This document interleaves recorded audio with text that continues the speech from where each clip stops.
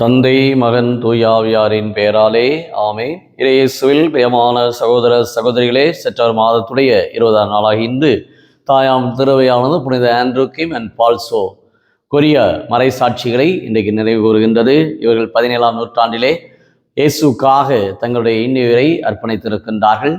கோதுமை மணி மண்ணில் விழுந்து மடிந்தால் ஒழிய அது பலன் தராது என்ற இறைவாக்கு கிணங்க இந்த புனித ஆண்ட்ரூ கிம் அண்ட் பால்சோ இவர்கள் இருவருமே அந்த கொரிய அந்த மக்களுக்காக தங்களுடைய வாழ்விலே அந்த சைனா நாட்டிற்கு சென்று அங்கு தங்களுடைய குருத்துவ படிப்பை படித்து அங்கு தங்களுடைய வாழ்நாளிலே இறைப்பணியை ஆற்றியிருக்கின்றார்கள்.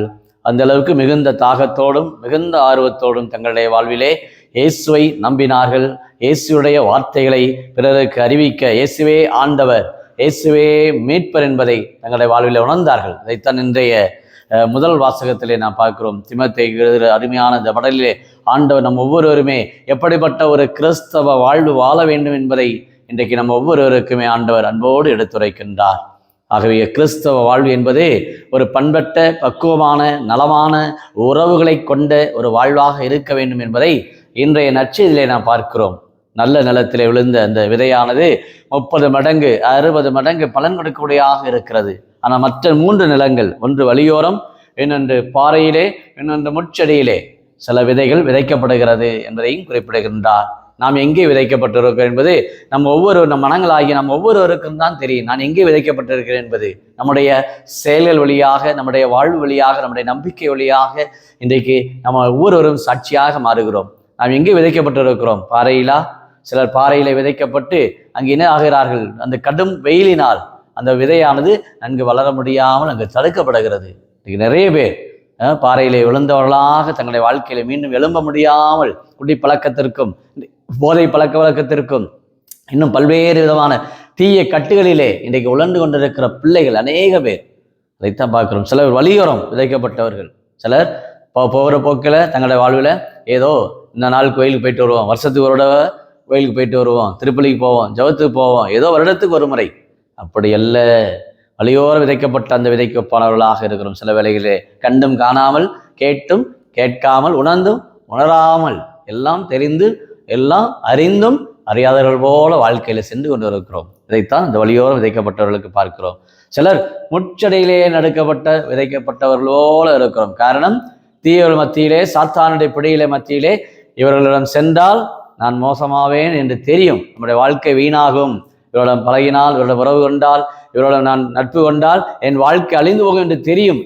அதில் விட்டு மீண்டும் வெளியே வர முடியாமல் இன்றைக்கு முட்செடிகளே நடுவில் விதைக்கப்பட்ட அந்த விதை போல பாவத்துக்கு மேல பாவம், இன்றைக்கு அநியாயத்தை மேல அநியாயம், இன்றைக்கு தீய சக்தியின் பிடியிலே கட்டுண்டு இருக்கிற பிள்ளைகள், என்னால் வெளியே வர முடியவில்லை, என்னால் இந்த போதை பழக்கத்திலிருந்தும் குடிப்பழக்கத்திலிருந்தும் என்னால் மீண்டும் எழ முடியவில்லை. இன்னைக்கு அநேக பேர் வாழ்விலே எதை செய்ய வேண்டும் எதை செய்யக்கூடாது என்ற ஒரு தெளிவற்ற நிலை, இன்றைக்கு மயக்க நிலை, மாய நிலையிலே உழண்டு கொண்டிருக்கிற பிள்ளைகள் அநேக பேர் வாழ்விலே சிதறண்டு போகின்றார்கள். இன்றைக்கு நாம் எங்கே விதைக்கப்பட்டிருக்கிறோம்? நல்ல நிலத்தில் சிந்திப்போம். ஆண்டவர் இயேசுவே நம்மை பாதுகாக்கின்றார். அவரே நமக்கு வாழ்வை கொடுக்கின்றார், ஒளியை கொடுக்கின்றார். அவரே நமக்கு வாழ்வாக இருக்கின்றார், உயிராக இருக்கின்றார். அத்தகைய ஒரு இயேசுவை நம்பியவர்களாக வாழ்ந்தவர்கள் தான் புனித ஆண்ட்ரூ கிம், புனித பால்சோ மறைசாட்சியாக தங்கள் உயிரை கொடுக்கிறார்கள். அந்த அளவுக்கு இயேசு மேல் தனியா தாகத்தோடு இருக்கிறார்கள். இன்றைக்கு நம்முடைய விசுவாசம் எங்கே இருக்கிறது? நல்ல நிலத்தில் விதைக்கப்பட்டிருக்கிறோமா? சிறு சிறு நற்செயல்களை, சிறு சிறு புண்ணியங்களை இன்றைக்கு செய்ய முடிகிறதா? அன்னை மரியாள் இறை வார்த்தை தன் உள்ளத்திலே ஆழத்தில் எடுத்து சிந்தித்து வாழ்ந்தார்.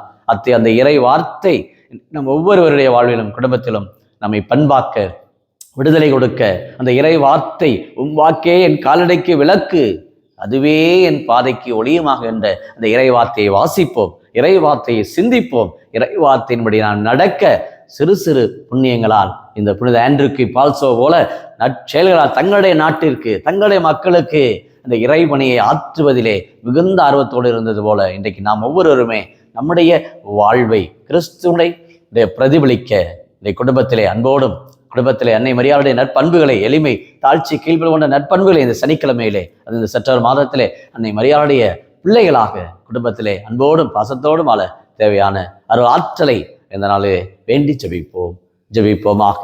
அன்பின் பரலோக பிதாவே, அப்பா இயேசுவே, மறை சாட்சியிலான புனித ஆண்ட்ரூக்கையும் பால்சோ தங்களுடைய உயிரை அர்ப்பணித்தது போல இன்றைக்கு அன்றாட வாழ்க்கையிலே நாங்கள் செல்லக்கூடிய பாதைகளிலே பயணங்களிலே நீர் எங்களோடு இருந்து எங்களை ஆசீர்வதிக்கும்படியாக இந்த செப்டம்பர் சனிக்கிழமையிலே இந்த தேவமாதாவுக்கு இந்த நாளை நாங்கள் ஒப்புக் கொடுக்கிறோம். தேவமாதாவுடைய அந்த நற்பண்புகள், அந்த எளிமை, தாழ்ச்சி, கீழ்ப்படுது போன்ற அந்த நற்பண்புகளால் எங்களுடைய இல்லற வாழ்வு என்னாலும் கட்டப்பட, தீய சக்தியின் முடியிலிருந்து விடுபட, நாங்கள் எப்பொழுதுமே உம்மை நோக்கி வர, உண்மை இல்லத்திலே நாங்கள் கடந்து வரக்கூடிய எல்லா பழக்கங்களையும் நாங்கள் கடந்து செல்லக்கூடிய மக்களாக எங்களுடைய வாழ்க்கையிலே நாங்கள் எது நல்லது எது தீயது என்பதை தேர்ந்து தெளியக்கூடிய ஆற்றலும் இறை நம்பிக்கையும், இயேசுவே ஆண்டவர், இயேசுவே மீட்பர் என்பதை இந்த உலகத்துக்கு பறைசாற்றக்கூடிய மக்களாக நற்செய்தியிலே நாங்கள் வாழ்வதற்கு தேவையான எல்லா ஆசிரியரையும் இந்த சனிக்கிழமையிலே இந்த யூடியூப்ல ஜெபிக்கிற அநேக குடும்பத்தார், என் குடும்பத்துக்கு சமாதானம் வேண்டும், என் குடும்பத்துக்கு அருள்வளம் பொருள்வளம் வேண்டும், என் குடும்பத்திற்கு இந்த தீய சக்திகள் மாற வேண்டும் என்று ஜெபிக்கிற அநேக பிள்ளைகள், கற்றுண்டு இருக்கிற பிள்ளைகளை போதை பழக்குவது, குடி பழக்கத்தினால் இன்றைக்கு அநேக குடும்பங்கள் சீரழிந்து கொண்டு இருக்கிறது.